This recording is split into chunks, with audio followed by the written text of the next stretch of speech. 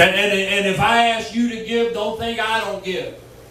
I might not give, you might not see me put it in the offering, you may not see me hand it to someone, but I have to stand before God, so I give. Amen? There's times I give to TCT, there's times I give to City Mission, there's times I've given, over the years, I've given to many different ministries that I felt led to be a blessing to, from Kenneth, Ernest Ainsley to Jimmy Swagger to David Wilkerson. Throughout the years, the Lord told me some years ago to give $1,000, and I only had like $2 in the bank. And that, man, I felt like a rich man having $2,000 left over from my income tax.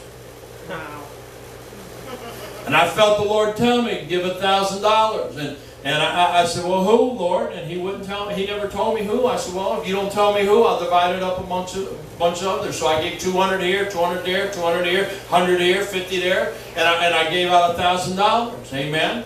And the Lord blessed me for it. How many of you know God blesses when you give? Amen. But I had to be fleeced. I was getting too much. I was getting too much wool. Amen. And so we look and we see that Jesus was saying that if any man come in by the sheepfold any other way, he's a thief and a liar. A thief and a robber, rather. In other words, he just come to take what he can get from the church. That's why we have to be very careful who we have come and preach. You know, I had people, you know, we had, I'm going to be honest with you, and I know we're on video and I don't really care. We had, I went out to Linda, what's her name, Melinda Ballman, and I met, the first one I met was Sister Sharon Fletcher. And I said, man, immediately I heard her, I was walking down the corridor and I said, oh, wow, this is some powerful stuff. I got in there and she's preaching and all. I mean, she about halfway through her message and she stopped and she said, man of God, and she began to prophesy to me. And I had an opportunity some months later to have her here, and every time she comes to town, she's welcome here. She's good. I later met a man by the name of Chad Taylor. He's good and too. I've told Chad, anytime you're in town, Chad, if you're watching, you're welcome.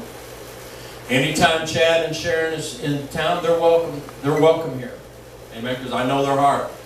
I have another brother there that I would welcome, and I didn't simply because of a situation that I won't mention. You know what I'm talking about. And it had nothing to do with him, but John Mark Poole. If that brother ever wanted to come here, he's welcome. Amen.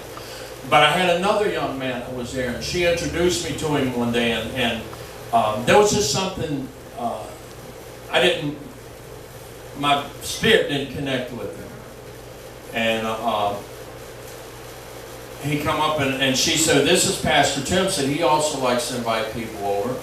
And he said, well, you know, how many people you have? I said, I have a small amount of people.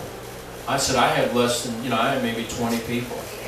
And he goes, oh, well, maybe we can come over on a Monday. And I'm thinking, no, you're not.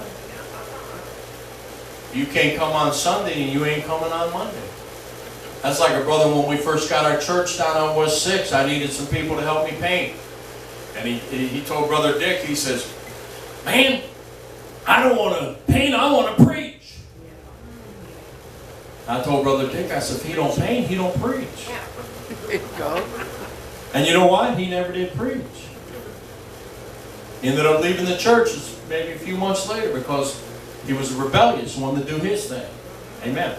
No. So when the brother came back in town, they never asked me, but I wasn't going to allow them to come over on a Monday.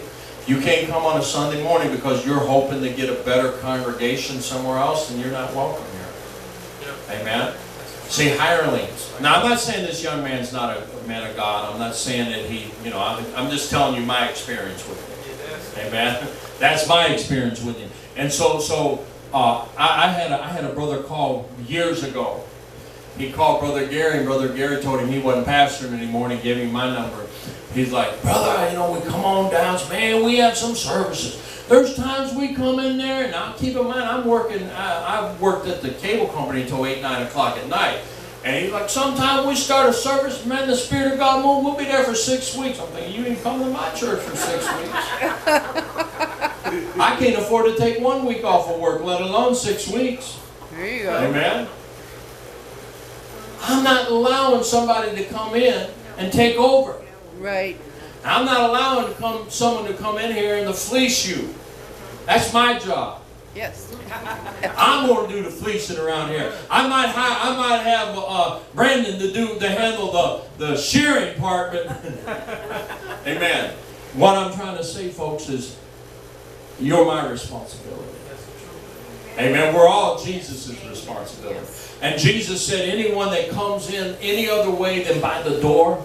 How many of you know who the door is? Jesus. If you come by any other means, and you're a thief and a robber. And if you're coming in here just to get an offering, I knew a young lady. I won't mention who she is because some of you, a couple of you would probably know her. But I've seen her. I'll be honest with you. This is some years ago. I had lost my job, was on unemployment. They told me I qualified for food stamps. So I went over on Fulton down here to apply for some food stamps, and I seen this young lady there, and she's asked me, said, "Hey, maybe I can come over to your church and you can take up an offering for me." I'm here for the same reason you're here. They can't support me, they sure ain't going to support you. Surprise, surprise. Are you listening to me? Yeah. People, I'm going to tell you something. People are a trip. Huh? At least she was honest. Oh, she was very honest. Very honest. Hey, let me come on over and you take up an offering for me. I need some money. Did they say Yeah, I charity need some begins money at too. I think home? I'm here for fun. Huh? Yeah, I'm here for fun. yeah. You think I'm here ministering people? Oh. But he that entereth in by the door is the shepherd of the sheep. To him the porter openeth, and the sheep hear his voice. And he calleth his own sheep by name, and leads them out. Now listen to this. He said in another passage, my sheep know my voice. He said, I call them by their name, and they hear me. I'm going to tell you something, folks. If you are a child of God, and you truly have a relationship with Him, you're going to know His voice. You're going to know, you're going to be prompted by His leading. You're going to know when something's not right. You can sense it in other people. If they're not right, you can sense it. You may not know what the problem is, but you can figure something's not right. Yes. I'm good Discerning at of spirits. Amen. that. Yes. When my sister was, Yeah, you felt uncomfortable with that guy. when she initially brought that guy over, I didn't know nothing about Right. him. But I felt uncomfortable. Well, you know, when I first met him, Sister Bibi and I was talking to him. When I first met him, I liked the guy. But the longer we talked, the more he began to expose himself. And the more he talked, the more I said, oh, this ain't what he does. Not on the surface. It's not on the surface, but it's deep down. Yeah. There was just something not right. Not that deep. Huh? It wasn't that deep. No. No, it wasn't that deep either. Just had to scratch a little bit of the old fake gold off of it. That's a good one. Amen? That's a good one. You ever see stuff you can just barely scrape it with a Lottery nickel or a dime and it'll all start to peel off?